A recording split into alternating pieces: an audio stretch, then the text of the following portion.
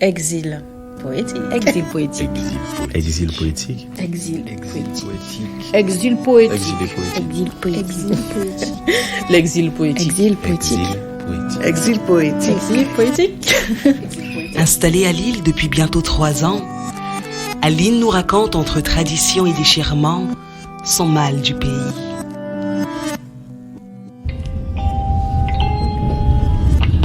Mesdames et messieurs, dans quelques instants, nous arriverons gare de Lille-Flandre, terminus de notre TGV. Avant votre descente, assurez-vous de ne rien laisser à votre place. Je m'appelle Aline, j'ai 23 ans.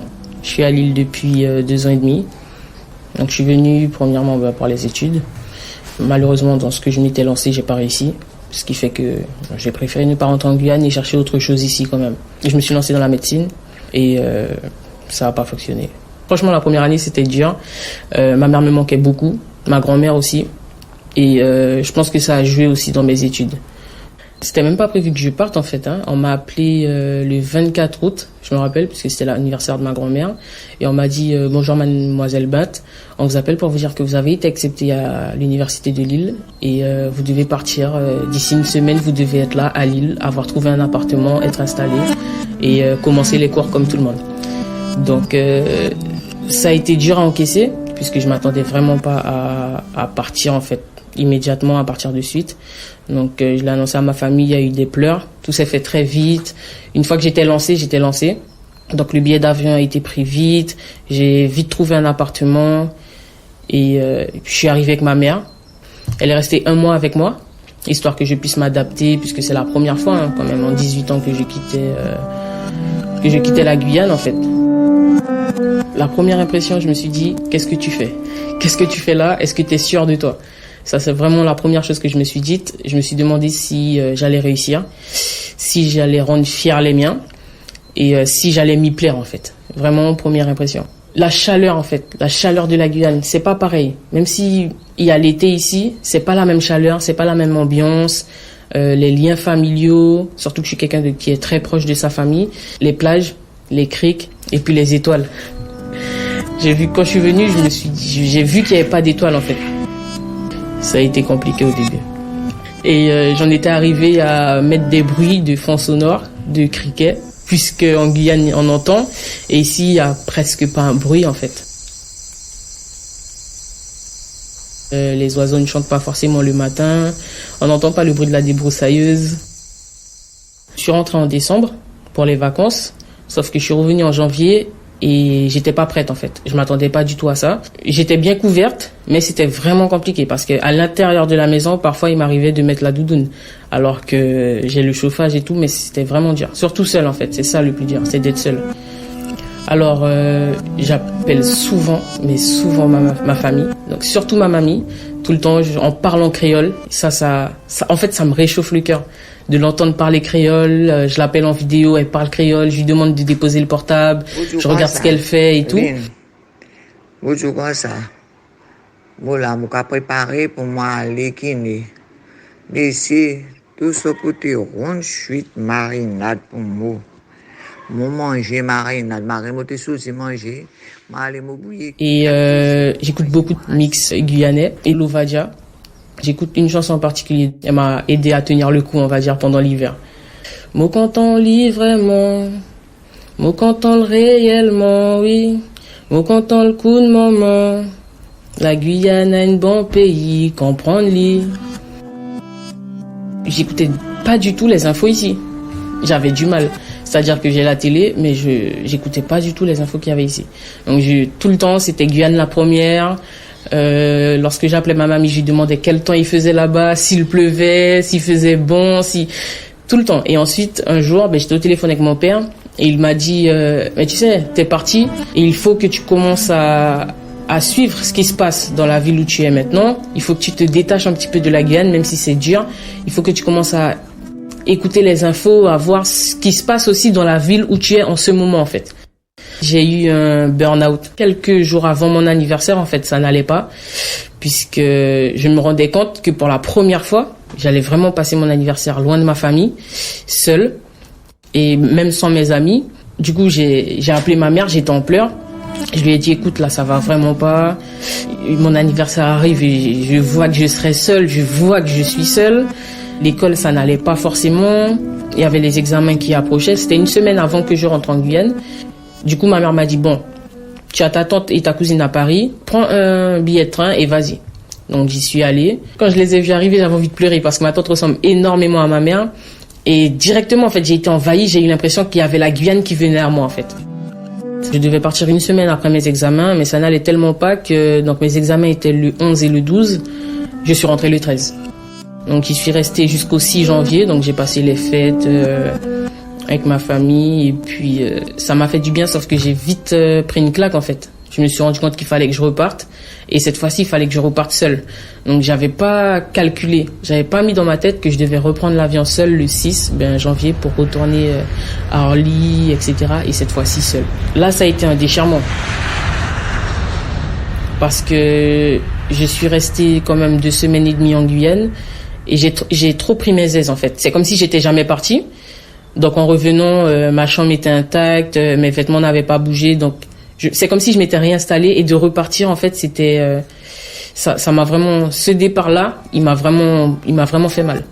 Il m'a énormément fait mal. Il était douloureux. J'ai regardé, lorsque l'avion s'est élevé, je regarde la Guyane au loin, les lumières de l'aéroport Félix-Éboué. C'était vraiment douloureux. Un déchirement. Surtout que, à Lille, il fait pas beau toute l'année, en fait. Il fait vraiment gris. Et je pense que c'est ça le plus dur. En fait, t'es vite éloigné du monde, en fait, parce que même lorsque tu rencontres des Noirs ici, c'est pas la même mentalité. Et tu te retrouves vite seul, en fait. Même si t'es entouré de monde, tu peux être dans le métro, il y a du monde autour de toi, tu peux être à l'école ou au travail, il y a du monde autour de toi, mais tu te retrouves vite seul. C'est vraiment une exil, en fait. C'est vraiment, t'es reculé du monde, en fait. T'es là, mais t'es pas là. Ton cœur, il est ailleurs, ton âme est ailleurs, ta tête est ailleurs. Ils ont remarqué que j'avais de l'or, etc. Donc directement, ils m'ont demandé si je venais de la Guyane. Moi, j'ai déjà vu quelqu'un avec de l'or. Je me suis dit, lui, c'est un Guyanais. Et effectivement, ça n'a pas loupé. Lui aussi avait vu l'or sur moi. Et il m'a dit, excusez-moi, vous venez de la Guyane, etc. Moi, je viens de Saint-Laurent et tout. Et puis, on est resté là, on a parlé, etc. On regarde mes boucles d'oreilles et on me dit, tu viens de la Guyane? Et je dis oui. Et voilà. En fait, en arrivant ici, je me suis dit que je pouvais pas me fondre dans la masse comme ça. Je me suis dit, on n'est pas nombreux. Et s'il faut qu'on se reconnaisse, il faut qu'on se reconnaisse d'une façon assez spéciale, en fait. Par exemple, dans ma voiture, j'ai le drapeau de la Guyane, j'ai des boucles d'oreilles cartes de la Guyane, je porte de l'or, etc. Pour moi, oui, c'est important. Ça fait que j'aurais pas rencontré ces 2 personnes, en fait. Pour moi, j'étais seule, en fait. J'étais un peu seule au monde, ici à Lille. Alors, j'avais prévu 5 ans.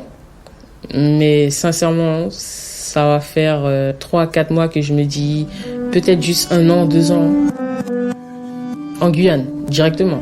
Il n'y a pas à réfléchir, c'est la Guyane. Je rentre, franchement. Et si je pouvais le faire maintenant, si j'avais pas d'obligation au niveau du travail, etc., je serais rentrée immédiatement.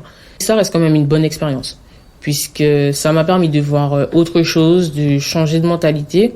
Donc, de voir que tout n'est pas pareil, en fait. Tout est différent de ville en ville, de pays en pays. Oui, une expérience assez enrichissante, mais si je savais, je l'aurais pas fait de cette façon.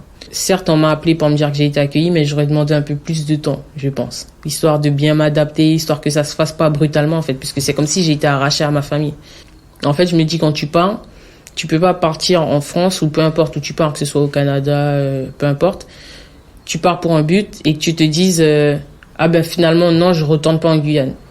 Genre, pour moi, c'est pas possible, en fait.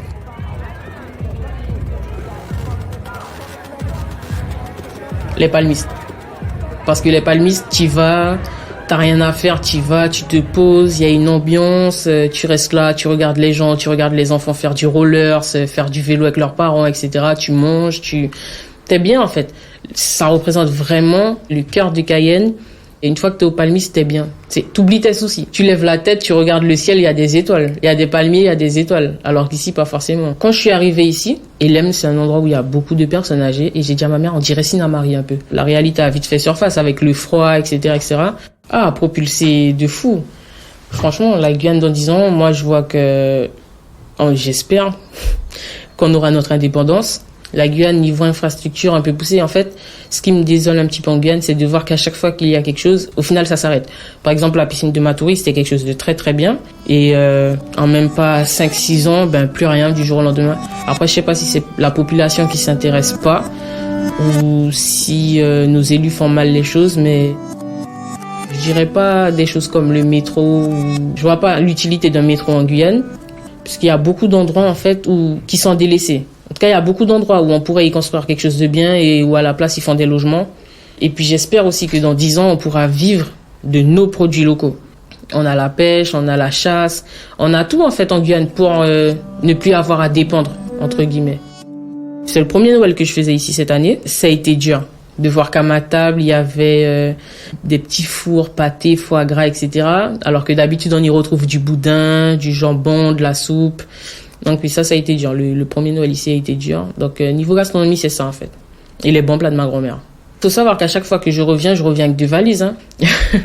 Alors, du rhum, donc de la belle cabresse, du punch coco, punch komu, du wasei, du komu aussi, du poisson et du poulet qui ont été boucanés, du piment, le piment, important. D'ailleurs, là, j'en ai fait un stock, là, je pense que je pourrais revendre. Mais oui, le piment, parce que j'en ai pas trouvé ici et du thé. Je suis revenu avec beaucoup de thé, puisque tu tombes vite malade, en fait, dans une ville comme Lille. Ah oui, je reviens avec toute la Guyane, enfin, j'essaye. Là, j'ai du jambon de Noël dans le frigo. J'attends le bon moment, quand tu vois, j'aurai un bad mood. Alors, un bad mood, c'est quand tu es là, t'as passé une journée plutôt bof, tu rentres. Déjà, ça commence depuis le matin. T'as pas forcément envie de sortir de chez toi, puisque tu regardes le ciel, tu vois qu'il fait gris, t'entends pas d'oiseaux, t'entends rien. La ville est un petit peu morte, on va dire. Quand tu rentres chez toi, déjà 15 heures, tu vois que le soleil commence à se coucher. 4 heures, il fait nuit. Donc là, déjà, tu pètes un petit peu les plombs. Donc moi, ce que je fais, en fait, je baisse mes volets pour pas faire face à cette réalité. En fait, je baisse les volets, j'allume la lumière. J'appelle ma famille. Je dors avec le bruit de la pluie, notamment. Puisqu'ici, il pleut, mais sauf qu'on n'entend pas. Comparé en Guyane, quand il pleut, hein. En Guyane, il pleut, t'arrives que t'entends de l'orage, etc. Donc oui, c'est très important. Très, très, très important. Je dis que je suis en France métropolitaine. Et souvent, quand je suis avec mes amis, je dis oui, dans le pays des gens. Je dis dans le pays des gens. Puisqu'en fait, au final, il y a aussi une réalité qui te rattrape. C'est que, même si depuis que tu es tout petit en Guyane, on te dit que tu es français, quand tu arrives ici, en fait, tu te dis c'est quoi le bon français? Et tu te demandes si toi, tu es français. Et au final, tu te rends compte que, aux yeux des autres, tu n'es pas français. Un exemple tout bête, j'étais en cours et tout, on me demande, je viens d'où en Afrique? Et du coup là, à moi de répondre à mon camarade, et si c'était un blanc qui est en face de toi, donc quelqu'un de couleur blanc, est-ce que tu lui aurais demandé s'il vient d'Angleterre, de Grande-Bretagne, s'il vient de Belgique ou d'Italie, etc. Non, directement, tu associes la couleur blanche à la nationalité française. Donc pourquoi moi, tu me demandes, je viens d'où en Afrique et tu me demandes pas d'abord qui je suis et quelles sont mes origines? T'es noir, mais t'es pas français. Juste un petit message pour les jeunes qui vont venir s'installer ou qui envisagent de s'installer ici en France, ou peu importe où ils partent. Hein. Je parle plus d'un pays où il fait froid. Si ça va pas, si ça va vraiment pas, ne pas hésiter d'appeler leurs proches en fait. Parce qu'on se rend pas compte, mais on peut vite tomber dans une petite déprime et c'est comme ça que ça commence. Oui, mon petit son, qui l'amour qu'a fait quand a joué quel amour, maman, mon choc a fait mon mal, a joué